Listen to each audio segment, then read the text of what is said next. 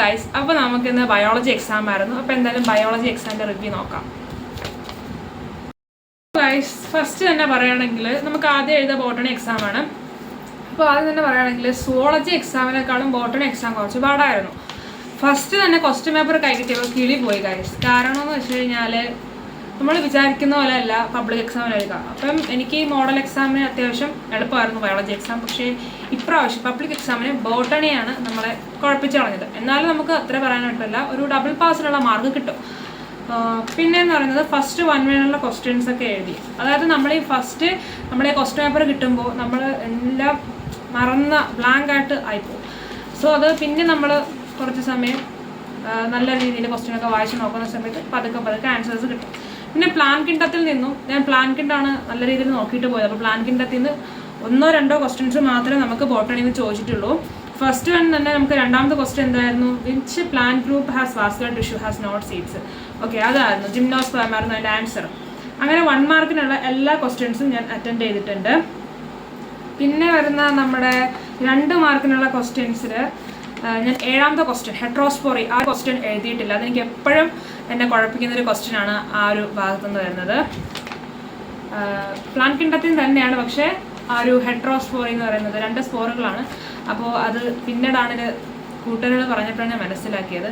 So എനിക്ക് എപ്പോഴും തെറ്റിപ്പോകുന്ന question ആണെന്ന് എഴുതിയില്ല. പിന്നെ ബാക്കി 3 മാർക്കിനുള്ള ക്വസ്റ്റ്യൻസ് എഴുതിയിട്ടുണ്ട്. പിന്നെ 16 മാർക്കിനുള്ള ക്വസ്റ്റ്യൻ അത് ഞാൻ വിട്ടിട്ടുണ്ട്. പിന്നെ ബാക്കി 3 മാർക്കിനുള്ള ക്വസ്റ്റ്യൻസ് എഴുതി, 2 മാർക്കുള്ള ക്വസ്റ്റ്യൻസ് എഴുതി. 3 മാർക്കിന് 4 ഓപ്ഷൻസ് ഉണ്ട്, അതിൽ 3 എഴുതിയാൽ മതി. സോ ഞാൻ 4 എഴുതിയിട്ടുണ്ട്. പിന്നെ ലാസ്റ്റ് 20ാമത്തെ ക്വസ്റ്റ്യൻസ് അത് അങ്ങനെ ആരും ശ്രദ്ധിക്കാതെ പോകുന്നൊരു പോർഷനാണ്. നമ്മുടെ ഏത് ചാപ്റ്റർ ആയിരുന്നു, റെസ്പിറേഷൻ ആൻഡ് പ്ലാന്റ്സ്, ആ ഒരു ചാപ്റ്ററിൽ നിന്ന് ചോദിച്ച ചോദ്യമായിരുന്നു. അത് ഞാൻ അറ്റൻഡ് ചെയ്തിട്ടുണ്ട്. പിന്നെ അതിൽ ആ ഒരു 20ാമത്തിൽ സി ആണ് എനിക്ക് ഡൗട്ടായിട്ട് തോന്നിയത്. എന്നാലും ഞാൻ അതെല്ലാം കൂടിയിട്ട് എഴുതി വെച്ചിട്ടുണ്ട്. അത് ശരി തന്നെയെന്ന് അറിഞ്ഞൂടാ, എന്തായാലും അറ്റൻഡ് ചെയ്യണോ എന്ന രീതിയിൽ വെച്ചിട്ട് ഞാൻ എഴുതി വെച്ചിട്ടുണ്ട് അതൊക്കെ. പിന്നെ സുവോളജി എടുത്ത് നോക്കുകയാണെങ്കിൽ സുവോളജി നല്ല എളുപ്പമായിട്ടുള്ളൊരു ക്വസ്റ്റ്യൻ പേപ്പറാണ്, നല്ല ഈസി ആയിരുന്നു. അതായത് ഞാൻ സുവോളജിയിൽ 10ാമത്തെ ക്വസ്റ്റ്യൻ ഒഴിച്ച് ബാക്കി എല്ലാ ക്വസ്റ്റ്യൻസും എഴുതിയിട്ടുണ്ട്, അറ്റൻഡ് ചെയ്തിട്ടുണ്ട്. നല്ല ഈസി ആയിരുന്നു. 1 മാർക്കിനുള്ള ആയിക്കോട്ടെ, അതുപോലെ തന്നെ 2 മാർക്കിനുള്ള ക്വസ്റ്റ്യൻസ് ആയിക്കോട്ടെ. 3 മാർക്കിനുള്ള 3 എഴുതിയാൽ മതി, ഞാൻ 4 എഴുതിയിട്ടുണ്ട്. നല്ല എളുപ്പമുള്ള ക്വസ്റ്റ്യൻ ആയിരുന്നു. പിന്നെ ഇതൊക്കെ ചെറുതായി ഡൗട്ട് അടിച്ചാണ്. പിന്നെ ഞാൻ പെട്ടെന്ന് ഫിഗറും കാര്യങ്ങളൊക്കെ ആലോചിച്ചിട്ട് എഴുതി. പിന്നെ ചോദിച്ചുമ്പോൾ അങ്ങനെയൊക്കെ എഴുതി, അതെപ്പോഴും സ്വാഭാവികമായിട്ടുള്ള കാര്യമാണ്. അപ്പോൾ അങ്ങനെയൊക്കെ എഴുതിയിട്ടുണ്ട്. അത്യാവശ്യം നല്ല എളുപ്പമുള്ള ക്വസ്റ്റ്യൻ ആയിരുന്നു.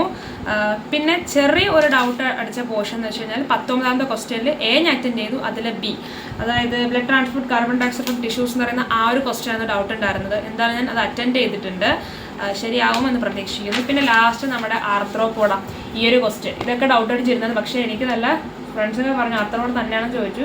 ഞാൻ എന്തായാലും ഇത് ഉറപ്പുള്ളത് കൊണ്ട് എഴുതി വെച്ചിട്ടുണ്ട്. പിന്നെ അതിൻ്റെ ആ 2 ഇതിൻ്റെ ഏത് ഫലത്തിൽ വരുന്നത് ചോദിച്ചിട്ടുണ്ട്. അതുപോലെ തന്നെ എക്സാമ്പിൾ ചോദിച്ചിട്ടുണ്ട്, എക്കണോമിക്കൽ ഇമ്പോർട്ടൻസ്, അതുപോലെ തന്നെ അതിൻ്റെ 4 സ്പെഷ്യൽ ക്യാരക്ടേഴ്സും എഴുതാൻ പറഞ്ഞിട്ടുണ്ട്. അപ്പം അതെല്ലാം ഞാൻ എഴുതിയിട്ടുണ്ട്. പക്ഷേ സുവോളജിയിൽ 10ാമത്തെ ചോദ്യം ഒഴിച്ച് ബാക്കിയെല്ലാം നമ്മൾ എഴുതിയിട്ടുണ്ട്.